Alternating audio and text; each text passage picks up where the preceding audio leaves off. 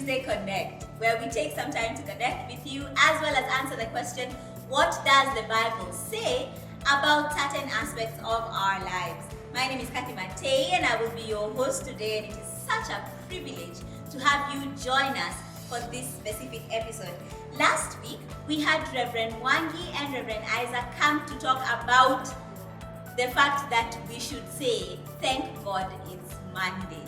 It was a very interesting topic and they really tackled it well, in my opinion. And if you have not yet watched this episode, please feel free to go down to our YouTube channel where you will be able to get this episode and many, many more, even from our previous seasons. Now, we would like you to do something extra today. We would like you to subscribe to this channel, and then we would like you to hit the notification bell just so that you may be able to get notified when we have new content coming in. This week we are going to switch gears and we are going to talk about a very interesting topic, and that topic is my truth, my choice. Is it possible for you to have your truth, or for you to own your truth, and to have another person own their different truth? As has been said in the recent past, we would like to interrogate that today. And with me on set are, he did this last week, but one I think. Should I respond? I don't Thank you. Senior Pastor Mamlaka Hill Chapel, his name is Sam Ithiga, and Richard Bundi, Youth Pastor Mamlaka Hill Chapel. And so let me just start by asking, which I think is a good place to begin. Bundi, what is truth? Yeah. Yeah, I think we usually take a sip of water together this time as we Do it. answer. Do it. Answer this question. Well, it sounds like we've entered a philosophical class. Who starts by what is true? It seems like a very simple question, because you'd say truth is something that's not a lie, or truth is what is true. But if you want an answer to such a philosophical question, I'd say something like truth is the aspect of aligning with reality. That there's nothing as true as reality. If I think of 1 plus 1, the answer is 2. And as much as I'd want it to be 3, and my math teacher in primary school ought to change that result that he gave me, because I honestly believe that 1 plus 1 was 3. It simply cannot be. The aspect of reality I needed to align myself with was that 1 plus 1 is 2. There's almost nothing as constricting, as binding, as real as the truth. In as much as I want it to be something else. Truth is simply that. Conforming oneself to reality. That's what I'd say what truth is. So let me then add, what's the difference between truth and opinion? Oh, you're getting deeper. You're welcome. Well, if I say my opinion today is that Reverend Sam's shirt is red, that's my opinion. I mean, there are people who are colorblind. Yeah. What is it? Well, you see, at the moment that I have proposed that the shirt is red, I have opened myself up to criticism. It's either Reverend Sam agrees with me and says, no, Bundi, this shirt is not red, or he could be mum about that issue altogether and let me go on with my own truth. But at that point in time, my truth is that his shirt is red. But now when we come to whether an opinion is true, that's a whole different question altogether. Because an opinion could be true, but also an opinion could not be true. An opinion is basically a suggestion, something that I strongly feel about, but until someone else responds to my opinion, I will never know whether it's true or not. Probably in my heart of hearts, I have genuinely believed that his shirt is red, and unless he mentions it, then that becomes my truth. That's what I'd say. Just to give that question a try myself, I think I'm thinking about opinion as something we can have conversations about. Right. But truth is non-negotiable. I'm thinking about something like he likes fish, for example. I like potatoes. Say potatoes are sweeter than fish. That's I an think opinion. it's true. I really do. That's a realm of truth. You know, so we can have discussion about opinions, and I think some opinions to be true. Yeah. But truth is non-negotiable. Truth is based on, it's objective. So it doesn't matter who holds it. I mean, gravity is gravity, depending on whoever says, Yeah. talks about gravity. You know, Yeah. you did engineering. Gravity is falling down at what's the speed? 9.8 9.8 meters per second. meters per second. You know, that's It's true. true. It doesn't matter who holds it. Yeah. You know, it's based on logic, on evidence. You know, and experientially, many people can affirm it to be so. Yeah. But opinion, on the other hand, is private logic. It's private logic. You know? Maybe other people may not see it like that. But you, depending on your digestion that day, depending on your moods, your emotions, your feelings, whatever blows back your hair, you know, potatoes are sweeter than fish. They are. Period. Yeah. So then, Sam, why then would people feel like truth can be their choice? I mean, we've talked about truth, and it seems like truth is absolute, right? There's a certain infinite, no, not infinite. What's the word that I want to use here? There's a like a seal stamped on what is true, a finality, and that won't change.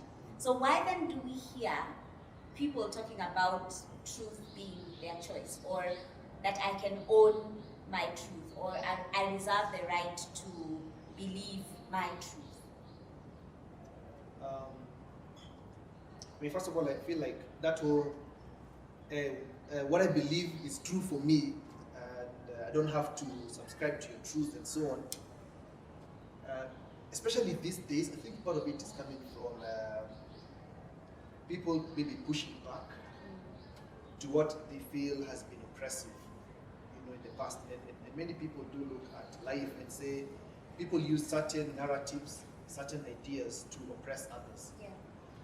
And to respond to that, they swing the pendulum too much on the other side of refusing all narratives, refusing all grand ideas, you know, and thereby we find ourselves in the problem that we find ourselves in. So no truth is accepted as objective, as universal, as binding for everyone, you know, because people have used such ideas to oppress others in the past. You know? Also, that whole idea of my truth is my truth, depending on what you think, will also be coming from ignorance. You know, when you don't know a lot, the little that you know, you think it's everything. You know? Let me give you an example. Like, I had this story, I found it to be very interesting. There's someone who, a blind person entered the bus, and somebody gave them their seat. You think that person is really, oh, what a nice guy, right? Well, it is the nicest thing to do. A blind guy enters the bus, of course you give them your seat. Wow, looks like a nice thing. Yeah. But what if I tell you that person who gave the seat was really reprimanded badly because he happened to be the driver? Right. Now you see, we get more information. We get more information. Yeah, When you let's get not- more let's not- information, then you come to realize, no, actually, it wasn't a good thing. Wait. And so when you're ignorant and you don't have much information, you could hold on to things that are actually not true and false because you just are ignorant and you lack information. And so this is a little bit of that. And I think the best way to go about it is to humble yourself and accommodate the idea that probably that there could be something that you do not know and seek to learn, rather than close yourself to learning.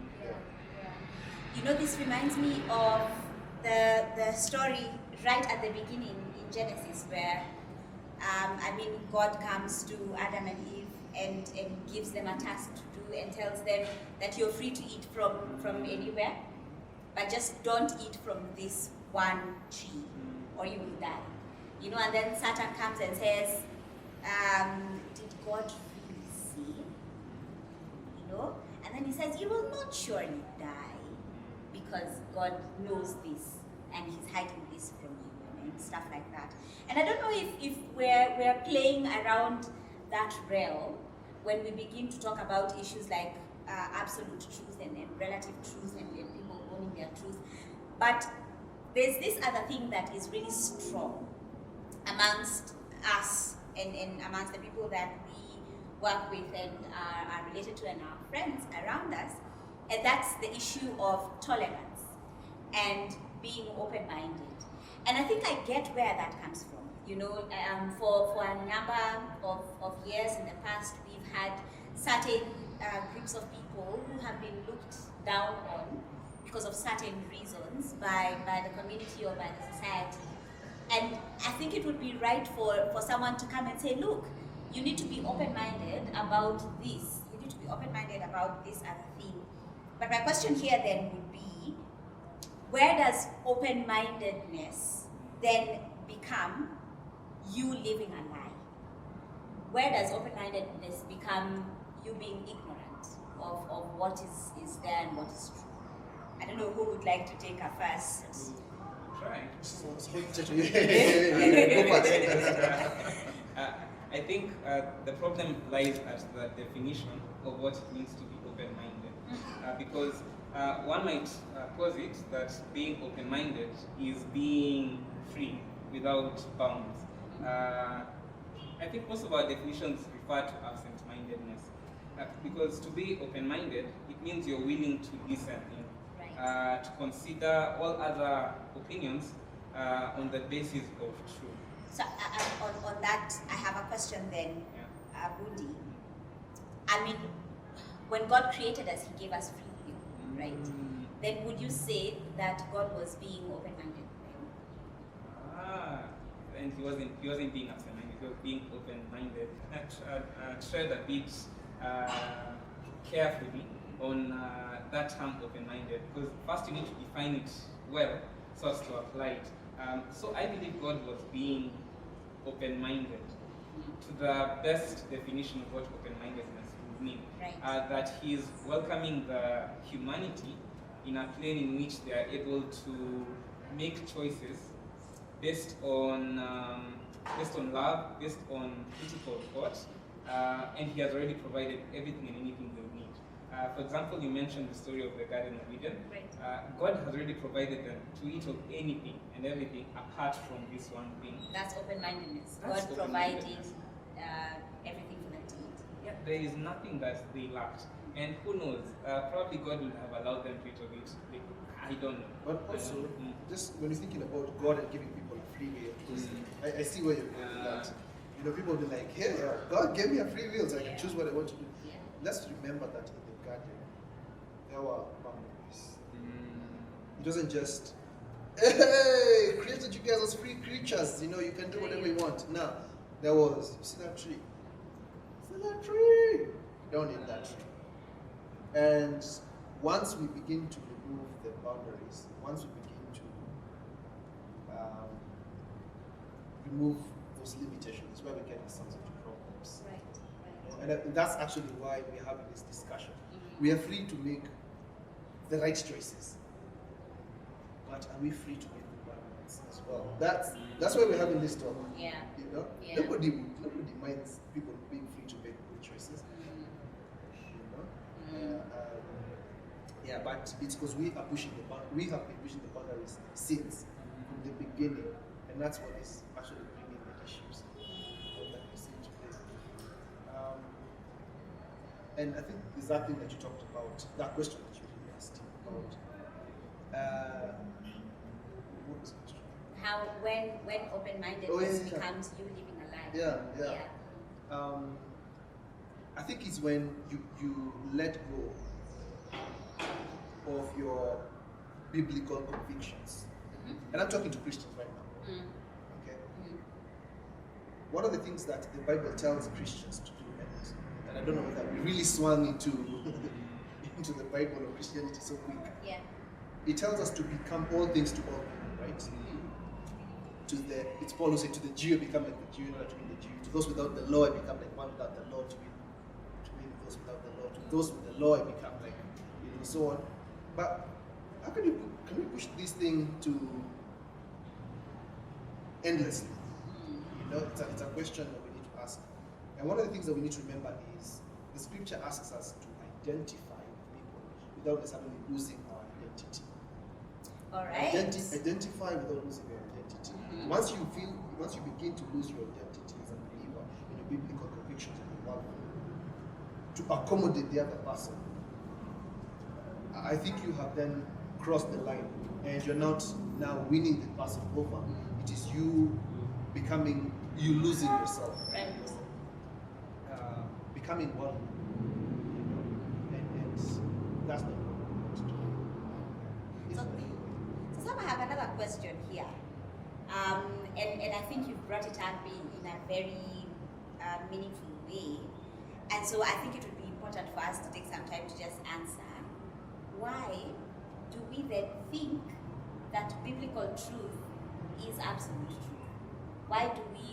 What makes us so confident that what the Bible says is true beyond any other truth that is in the world? I don't know if my question is making sense. Do you guys feel like you want to It looks like it makes sense already to Bonnie. How about he gives it yeah, sure. I've been drowned in this water.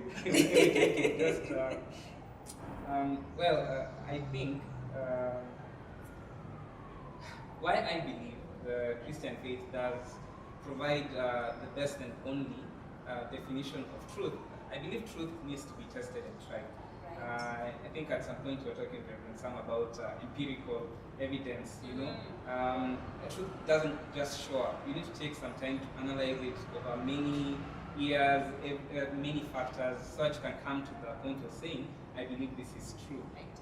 If we think with the atheist in mind, if we think with the worldly person in mind, they always ask all those questions of, where did we come from?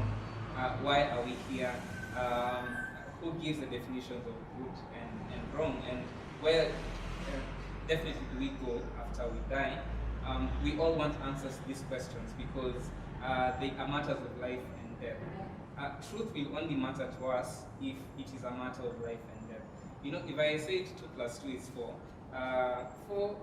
for you right now, probably it doesn't seem like Unless it's 2 million plus 2 million equals 4 million, exactly. And that 4 million is coming to you. Exactly. And let's now we come to the context of what we're talking about. Sit in an exam room, you have a calculator, you want to know what 2 + 2 is at that point in time, and every time you input the figures, it gives you 5. Then you input again, it gives you 7. But in your heart of hearts, you know it's 4. The frustration that arises from lack of truth, just the anguish of yourself in that room and all your dependencies on that calculator, because now it's a matter of life and death. When I want to know where did I come from, am I just here in an endless nothingness? Will I die and become manure? Stuff like that. Will I see my dead relatives again? If those questions come up at the point of life and death, and you don't get the truth, then you're missing something. There's something too crucial than just what 2 + 2 is. And that's why I believe the Christian faith provides all those answers, gives us our origin in God, our destiny in God, our meaning of life in God. I see no other religion, no other facet of life that gives us a definition apart from the Christian faith. But that could only be me. There's a guy called G.K. Chesterton who said that Christianity has not been tried and found difficult or wanting. It has been found difficult and left to try. People begin the wrong way around. They find it difficult, they find it wanting, and then they leave it and try. And that's the very thing I think Bundi is saying. You want to know what the biblical truth is really truth? How about you give it a shot? How about you come to this book to use the one with an open mind and read it for yourself and find out whether it will really speak to you, whether it will really portray the world as you see it, as we now understand it, whether it will be logically consistent, in how it defines the problem of man and so on. Yeah. We are here because we experientially have found Bible to be true. We have, to use a biblical verse, tested and seen that the Lord is good and true. And one of the things that we can affirm, and I can say it, I think, openly, is that, of course, it takes much more than logic to convince me. Then the Bible is not illogical, and the Christianity is not illogical.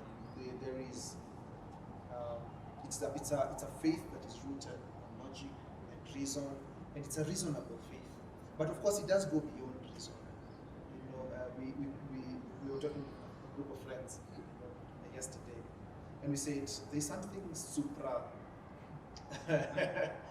logical about it.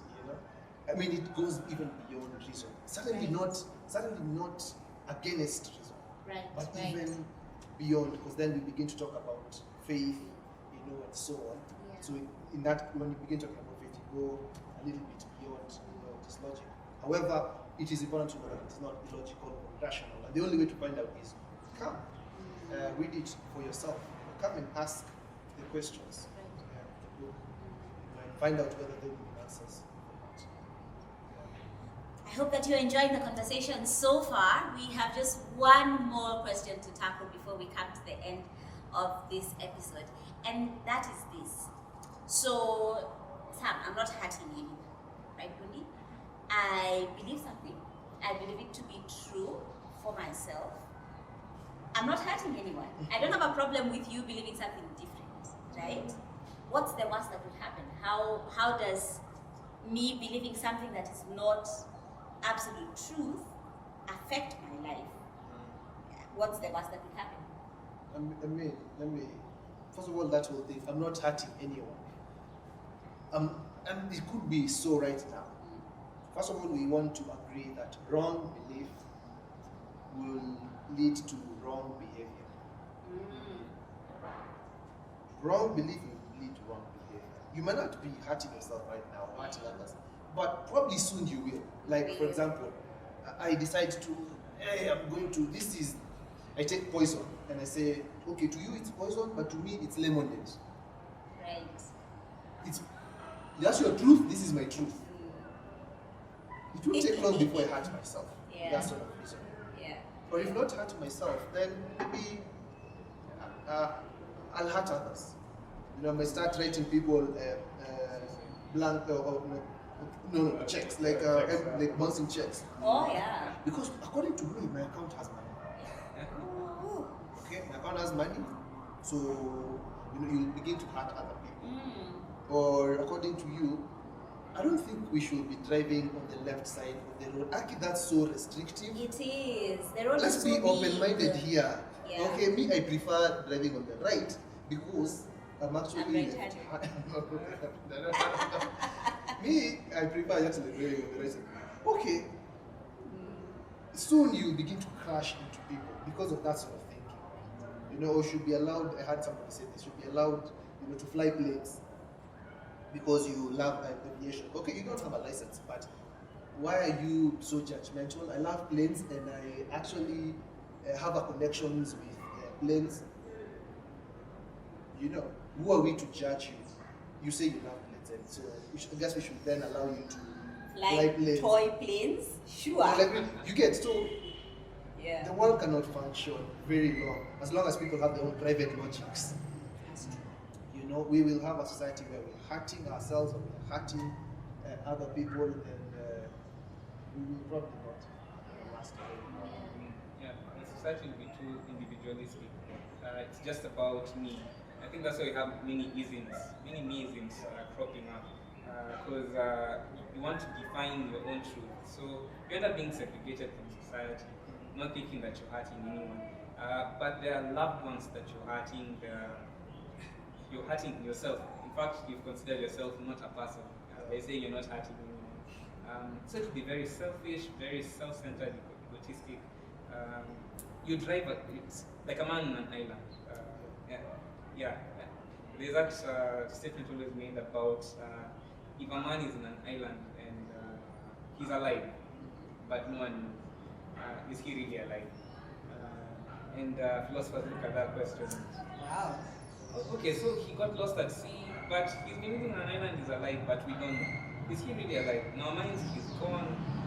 That individualistic kind of thinking hurts many people. It stretches further into the yeah, I think it's time we regain a bit of humanity, which is really found in Christ. And just to also add, I feel like it leads to more anxiety. It doesn't bring confidence to hold a view like that.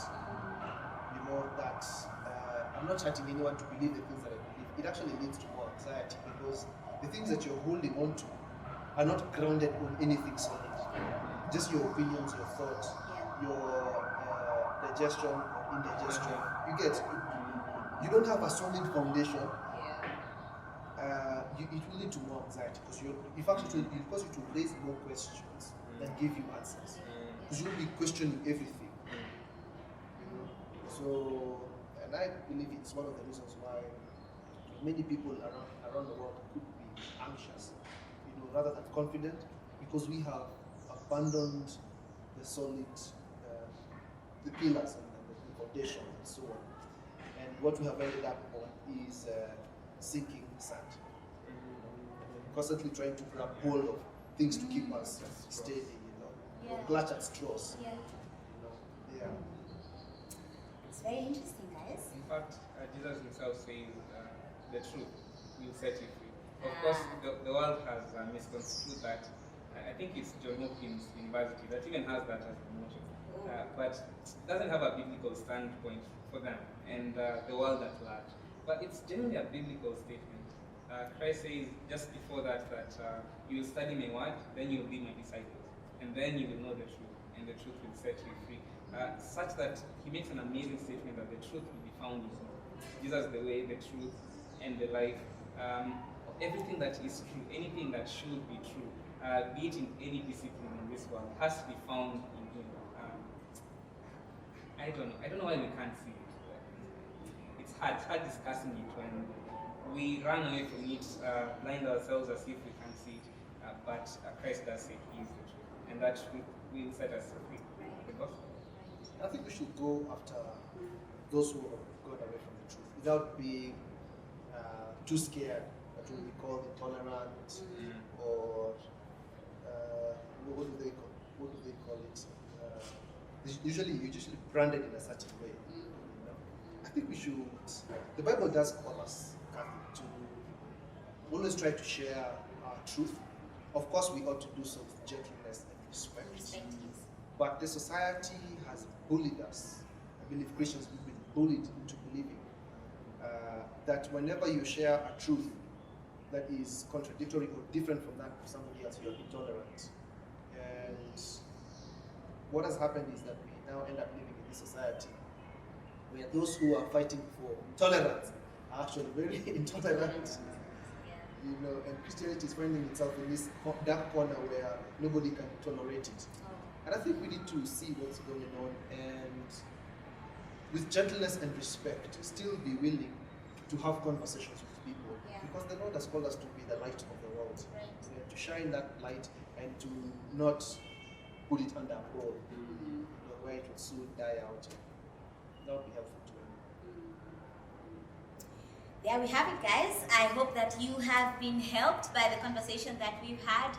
If you have any questions, we will at the end of this season be taking time to answer your questions, and we would be glad to do that. Please feel free to go down to our comment section and to write the question that you have, and we will look at it. We will consider it and think through it, and at the end of this season we'll be able to answer it. But from us today, we are so glad that you could join us. We hope that you will join us again next week for another episode of Tuesday Connect. But until then, we pray that the Lord will bless you and keep you, and that He will allow us to join together again.